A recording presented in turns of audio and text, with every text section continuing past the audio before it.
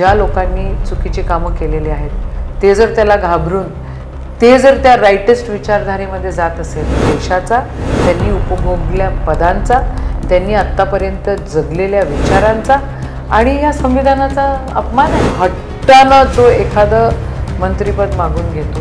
मुख्यमंत्री राहिलेला माणूस मंत्रिपद मागतो, PWD सारखी मिनिस्ट्री घेतो. काहीतरी फॅसिस्ट विचारधारा येत असेल आणि ज्या लोकांनी चुकीची कामं केलेली आहेत ते जर त्याला घाबरून ते जर त्या राईटेस्ट विचारधारेमध्ये जात असेल, तर हा तर देशाचा, त्यांनी उपभोगलेल्या पदांचा, त्यांनी आत्तापर्यंत जगलेल्या विचारांचा आणि या संविधानाचा अपमान आहे.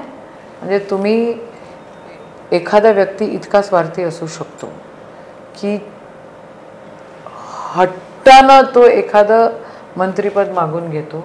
मुख्यमंत्री राहिलेला माणूस मंत्रिपद मागतो, PWD सारखी मिनिस्ट्री घेतो आणि नंतर केविलवाणी एफर्ट्स करतो की बाबा मला अमुक अमुक माणसांच्या समोर प्रवेश करा, अमुक अमुक मंत्रालय तरी मला द्या, आणि काहीच जमलं नाही तर प्रवेश मग प्रदेश अध्यक्षाच्या समोर होतो आणि मग ठीक आहे हे नाही ते नाही, मग काहीतरी डीलिंग त्याच्यामध्ये.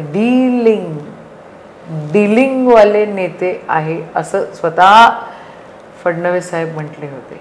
आणि ते डीलिंग कशी प्रकारे केली आता हा बघा, आगे आगे देखो होता है क्या, पता चलेगा क्या. तुम्ही